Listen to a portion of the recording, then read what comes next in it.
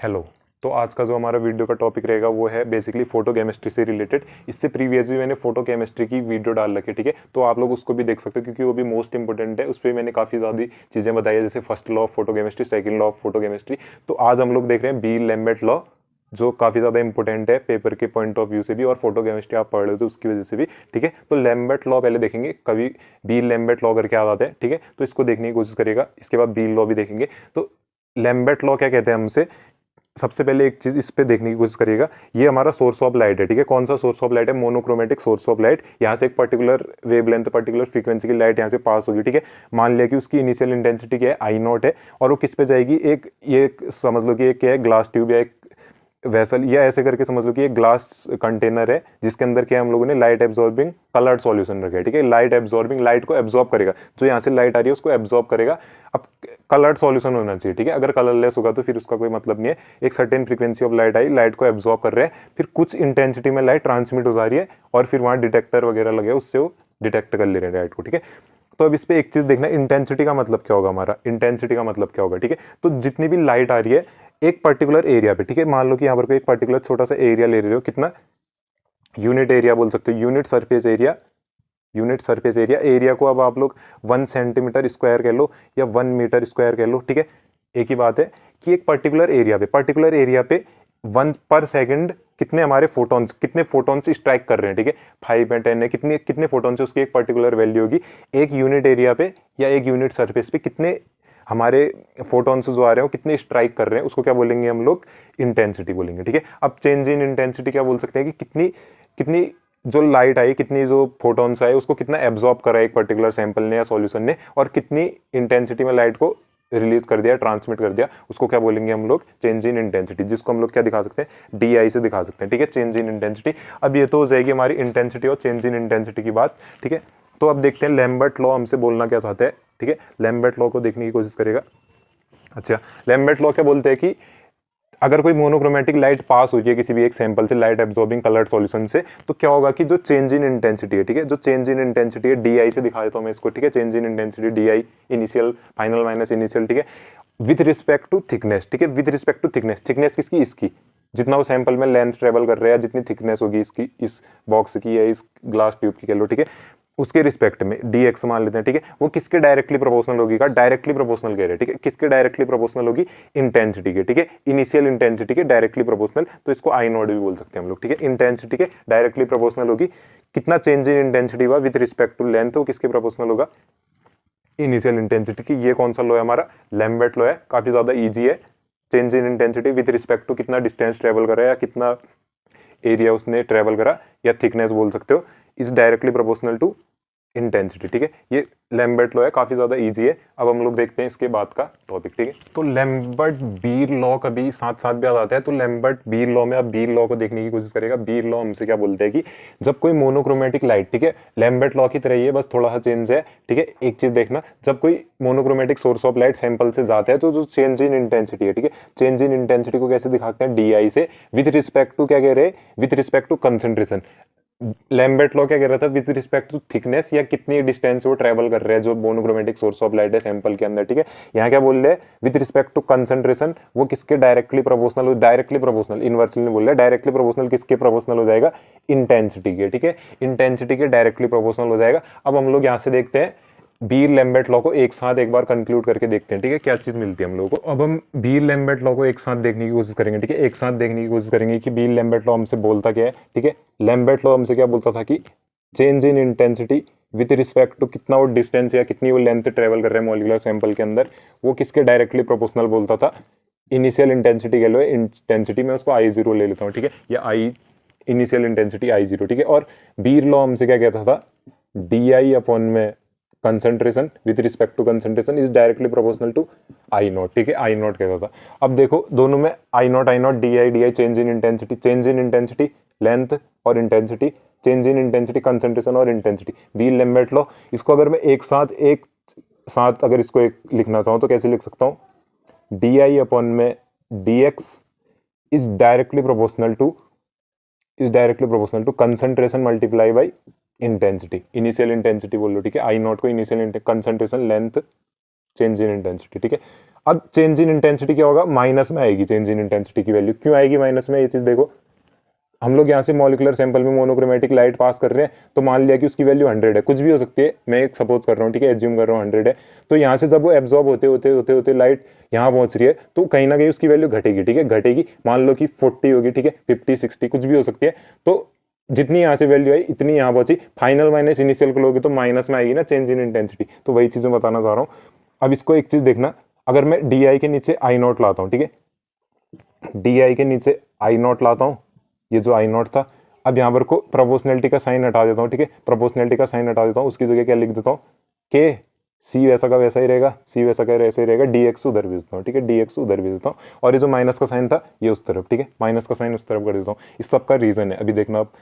अब अगर मैं इसको इंटीग्रेट कर देता हूँ, ठीक है, आई नॉट से ये इनिशियल से फाइनल तक, और इसको भी लेंथ को भी इंटीग्रेट कर देंगे, ठीक है, इनिशियल से फाइनल तक, तो वो देख लेना कितनी लेंथ वो ट्रेवल कर रहे हैं। तो अब एक चीज देखने की कोशिश करना, अगर मैं इसको इंटीग्रेट कर देता हूँ, ठीक है, अगली लाइन में लिख देते हैं डी आई अपॉन में आई नॉट, इंटीग्रेट कर देते हैं, ठीक है, यहाँ पर को लिख दो इंटीग्रेटिंग इट, ठीक है, इंटीग्रेटिंग इट, या जो भी इक्वेशन है, ठीक है, वो बाकी शॉर्ट करके कर लेते हैं। माइनस का के सी कांस्टेंट है डी एक्स, ठीक है, डी एक्स, इसको कहाँ से कहाँ तक करूंगा, इनिशियल इंटेंसिटी आई जीरो से आई तक, ठीक है, इनिशियल इंटेंसिटी आई जीरो से आई तक। और ये लेंथ देख लो, लेंथ सपोज करो कि मान लो कि यहाँ पर को लेंथ उसने 0 ट्रेवल करी थी इनिशियली है, तो लेंथ ट्रेवल नहीं करी थी, यहाँ तक उसने एल लेंथ ट्रेवल कर ली, ठीक है, तो 0 to L, ठीक है, 0 to L में लेंथ मान ले रहा हूँ। अब एक चीज देखना इसके आगे का, ये इसके लिए फॉर्मूला होता है जब हम इंटीग्रेट करते हैं, तो ये किसके बराबर आते हैं, L N of I D I upon I naught, ठीक है, जो भी एल एन ऑफ आई के बराबर आएगा, ठीक है, एल एन ऑफ आई, ठीक है। और इसको जब इंटीग्रेट करा तो कहां से कहां तक करा, ये हो जाएगी अपर लिमिट, ये हो जाएगी लोअर लिमिट, ठीक है, इज इक्वल टू माइनस का के सी। अब देखो डी एक्स है, यहां पर को क्या हो जाएगा, अपर लिमिट और लोअर लिमिट, ठीक है, इतना आप लोग नोट कर सकते हो, काफी आसान है, इसको एक बार प्रैक्टिस करना तो आ जाएगा, ठीक है।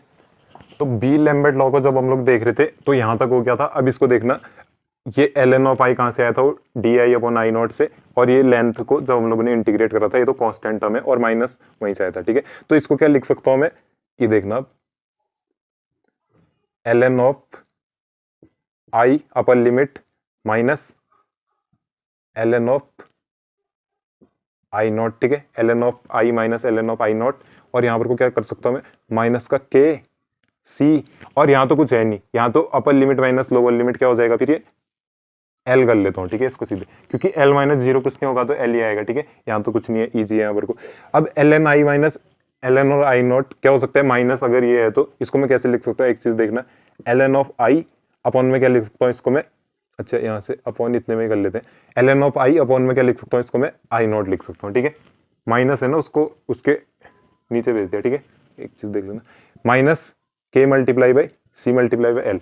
अगर अब मैं यहाँ से माइनस का साइन हटाना चाहूँ तो इसको क्या कर सकता हूँ मैं, इसको अगर मैं इसको अपोजिट कर लूंगा, ठीक है, इसको मान लो कि न्यूमिनेटर डिनोमिनेटर में, डिनोमिनेटर को न्यूमिनेटर में, तो क्या हो जाएगा, माइनस यहाँ से हट जाएगा, ठीक है, इसको देखना, अब L N of I naught upon में आई हो जाएगा, और यहाँ पर से माइनस अब हट जाएगा, क्या बन जाएगा, के सी एल, के क्या था कांस्टेंट, सी क्या था कंसंट्रेशन, एल क्या थी लेंथ, कितना लेंथ ट्रेवल करी मोनोक्रोमेटिक लाइट ने, और आई नॉट इनिशियल इंटेंसिटी, आई क्या है फाइनल इंटेंसिटी, ठीक है। अब एक चीज देखना, इस पे L N of I upon I naught हो गया, ठीक है। अब इसको अगर मैं क्या बनाना चाहूँ, लॉग बेस 10 बनाना चाहूँ, ठीक है, लॉग बेस 10 बनाना चाहूँ तो क्या कर सकता हूँ, इसको मैं 2.303 log base 10 I naught upon में आई इक्वल टू के सी एल, ठीक है, इक्वल टू के सी एल हो जाएगा। अब एक चीज देखना, इस पे क्या चीज हो सकती है ना, अगर मेरे को के की वैल्यू चाहिए, ठीक है, के की वैल्यू चाहिए कांस्टेंट की वैल्यू, तो किसी की भी निकाल सकते हैं आप, कंसंट्रेशन की चाहिए तो कंसंट्रेशन की, अगर मैं के की वैल्यू निकालना चाहूँ, ठीक है, तो के की वैल्यू निकालना चाहूँ इस इक्वेशन से, तो देखना इतना हो जाएगा ना, इसको रफ कर देता हूँ मैं, ठीक है,